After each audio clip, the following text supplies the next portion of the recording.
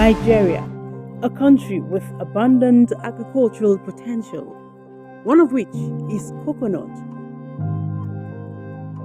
Grown in the entire 36 states of the country, but can be effectively cultivated in 22 states without irrigation, while other states need irrigation to grow.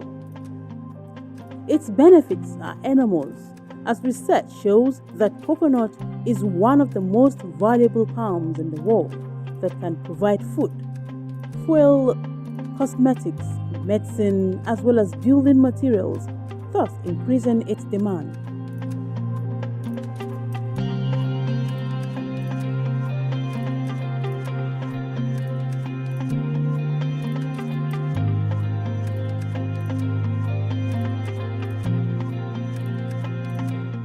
A gold mine of sorts, coconut farming is among economically viable products needed even for industrial purposes.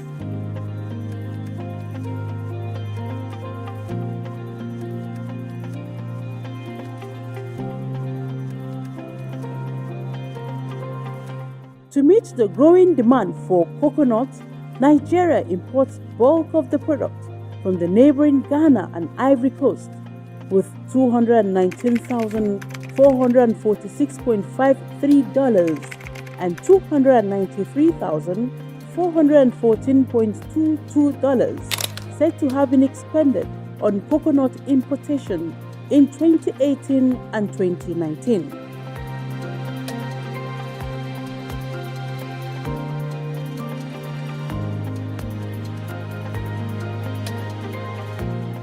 In spite of the large coconut plantation in Badagry, Lagos State, and the coconut refinery in Akure, Ondo State, among others, coming from across the country, a lot needs to be done to increase coconut production. For instance, this is one of the biggest refineries in Akwa Ibom State, in need of 1 million nuts on a daily basis for production. It therefore means that there is a readily available market, but with supply shortfall. Stakeholders are raising awareness to promoting coconut production for sufficiency and job creation.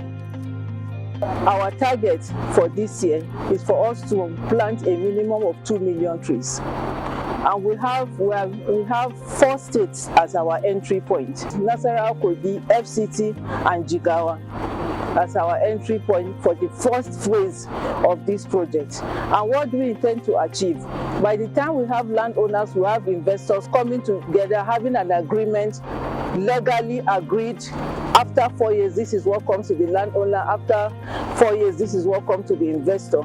That will boost production, because the way it is, the load will not be on a particular, there will be more like division of labor, and that will boost production of coconut. And when we have this production of coconut, we are looking at Akwa Ibom refinery should be one of the major off-takers. So we've seen the problem and we are ready to assist them achieve that target of having to break 1 million nuts in a day. And by the grace of God, we'll get there. Schools, organizations, and individuals are the target of the sensitization campaign to enable them key into coconut production. Technology has come into. You can't compare when we will be farming to when they will be farming at that time. There's a lot of technology that is going to make this farming process easier for us. Coconut flakes, and they are making so much money. If you decide that you're not even business-minded and you don't even want to be part of the coconut business, you can decide to be a marketer. You market the products that these processors produce. So in all, everybody has an advantage, everybody is still benefiting from it. Farmer, you're benefiting, processor, you're benefiting, and even the marketer, you're benefiting. We've been going to school. In Kogi, we're in some schools. Here in Abuja too, we visited some schools, trying to encourage our young girls and boys that the future is agriculture, and they have to start loving this sector at a very young age, trying to create awareness on how they can accept this at a very young age, making them know that agriculture is one sector they should look at and be part of the revelation that will soon that we are witnessing all over the world. Like our President Muhammadu Buhari said, let's eat what we produce. So we are trying to put that mentality in those children at a very young age, that you have to understand that you must produce what you eat, and you have to understand that you must create job for yourself. So if they have this mentality at a very young age, they will not be leaving school and be thinking the government have to employ them before they work. While the sensitization continues, the beneficiaries of coconut farming shares their successful stories. If we can have more hands join the likes of the National Coconut Producers, Processors and Marketers Association of Nigeria, NACOPMAN, Double Tree Coconut Investment Model, First African Coconuts, and SFK Coconuts, and quite a number of people who are already working. If we can have more people plant trees, if we can have families plant trees, if we can have the government plant trees, I am sure that not more than 5 to 7 years, we'll have so much more coconuts sufficient for our indigenous processors in Nigeria. Although the productions are not without challenges, participants say they are surmountable. For everything in life has its own challenges. With the package we have for Double Tree, we're actually working with experts in the coconut subsector. All our technical experts are people who have been in this coconut subsector for over 10 years.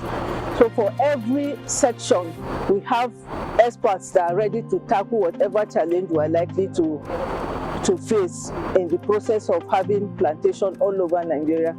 And we are going